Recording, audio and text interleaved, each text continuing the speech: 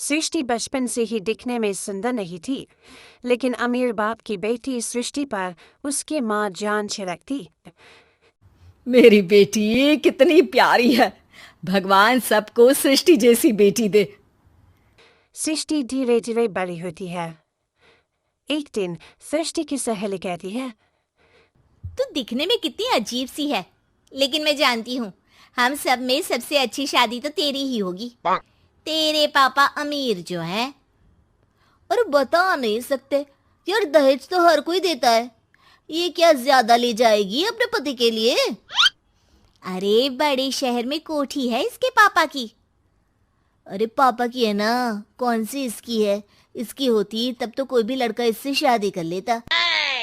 अरे पापा की मतलब पापा की है तो मेरी ही है ना? किसने कहा? अब तेरी तो तब होगी ना जब तेरा भाई ना हो। वैसे भी शादी के बाद सारी प्रॉपर्टी भाई के नाम होती है। सृष्टि समझ जाती है कि उसे किसी भी हालत में माँ बाप की सारी प्रॉपर्टी को अपने नाम करना है, लेकिन कैसे?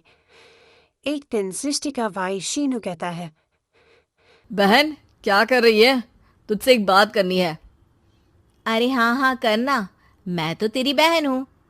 बहन मेरी लाइफ में ना एक लड़की है, बहुत अच्छी है। मैं सोच रहा हूँ माँ और पापा से बात करूँ शादी के लिए। सृष्टि को समझ में आ जाता है कि भाई की शादी होते ही भाभी उसे एक दिन भी घर में बर्दाश्त नहीं करेगी। क्या बात है भाई, बताना कौन है वो? यार वो बहुत अच्छी लड़की है, पढ़ी लिखी है, मेरे साथ जॉब भी करती है। बस एक प्रॉब्लम है। हाँ प्रॉब्लम? क्या प्रॉब्लम है भाई? यार वो शादीशुदा है, लेकिन उसके पति ने उसे सिर्फ इसलिए छोड़ दिया क्योंकि उसके माँ बाप दहेज नहीं दे पाए। सृष्टि ये सुनकर न जाने क्यों खुश हो जाती है अरे भाई तो क्या हुआ, लड़की तुझे तो पसंद है। है ना? शीनू को लगता है कि बहन उसे समझ रही है। वो इस बात से अनजान होता है कि उसकी बहन की मंशा पूरा घर हड़पने की है। सृष्टि भी माँ से कहती है, मम्मी मुझे तो बहुत चिंता है, पता है शीनू क्या कर रहा है? अरे क्या कर रहा है? वो तो काम पर जाता है और वापस घर आता है। नहीं ना माँ, वो यही तो नहीं कर रहा, बाकी सब कर रहा है। आपको पता है उससे प्यार है, और वो भी एक शादीशुदा लड़की से। ये क्या हो गया? मैं सोसाइटी में क्या मुंह दिखाऊंगी? अरे तेरे पापा तो यही कहेंगे कि मैंने ही उसे बिगाड़ दिया है। माँ देखो, मेरी बात मानो, पापा पर भी विश्वास करने की जरूरत नहीं है। अब आप ही बताओ, पापा इतनी देर घर के बाहर रहते हैं क्यों, बोलो? अरे बेटा वो तो नौकरी करते हैं ना। तू बहुत भोली है माँ। पापा का ऑफिस तो 7 बजे खत्म हो जाता है, लेकिन देखो कितनी देर से आते हैं। अरे नहीं नहीं बेटा, ऐसी कोई बात नहीं है। सृष्टि माँ को एक औरत से बात करते पिता की फोटो दिखाती है। देखो माँ, कैसे हैं पापा? मैं ना कहती थी कि पापा सही नहीं है। मैं तेरे पापा से बात करूंगी, दे फोटो मुझे। ओ माँ, वो तो डिलीट हो गई। लेकिन चल, तूने तो देख लिया ना। पापा से बाद में बात कर लेना, और हाँ, मेरा नाम बिल्कुल मत लेना, हाँ माँ।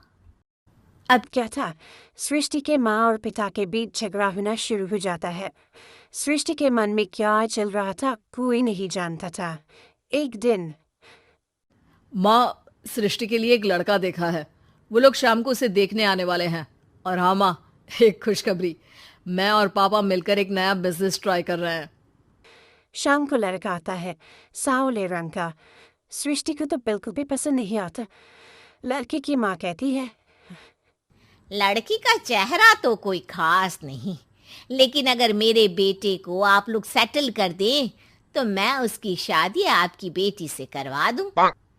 सृष्टि को लड़का बिल्कुल पसंद नहीं था। उसे भाई पर गुस्सा आ जाता है। लड़के वालों के जाने के बाद कहती है, माँ देखा, शीनू मेरे लिए कैसा लड़का लेकर आया, न दिखाने लायक न सुनने लायक, सेटल भी नहीं, वो भी हम करे। अरे माँ, मैं जानती हूँ ये मेरी शादी किसी भी घर में क्यों करवाना चाहता है। अरे कैसी बात कर रही है बहन? तूने तो देखा ना, लड़के को मैंने ही मना कर दिया तुझसे शादी के लिए। जिसने लड़का बताया था उसने उसकी बहुत तारीफ की थी। बात आईडे हो जाती है, लेकिन सृष्टि का मन शांत नहीं होता। क्या करूँ, कुछ समझ में नहीं आ रहा। मेरी शादी हो गई तो ये लोग पूरी प्रॉपर्टी शीनू के नाम कर देंगे। मेरे हाथ तो कुछ लगेगा ही नहीं। तभी सृष्टि को आइडिया आता है। वो किसी वकील को फोन करती है। जी देखिए, अगर आपके मम्मी पापा का तलाक हो जाता है तो आपके पिता की आधी प्रॉपर्टी आपकी माँ के नाम हो जाएगी। फिर उसे वो किसी को भी दे सकती है। सृष्टि अब माँ को बेटे के खिलाफ पाती है। माँ, शीनू पर नजर रखा करो। वो जिस लड़की के प्यार में है ना, वो शादीशुदा है। यहाँ आएगी, सारा पैसा, रुपया, जमीन, जायदाद सब हड़प लेगी। पापा का भी हाल तुमसे छुपा नहीं है। ऐसा ना हो कि मैं और आप एक दिन सड़क पर भीख मांगे। हे भगवान, मैं तो जीते जी मर जाऊंगी अगर ऐसा हो गया तो। ऐसा हो गया नहीं माँ, ऐसा ही होगा। अभी समय है, आगे का सोच लो।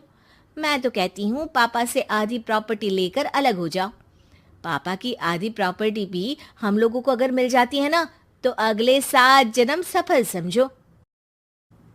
बेचारी माँ बेटी के कहने पर पति से तलाक लेकर अलग हो जाती है।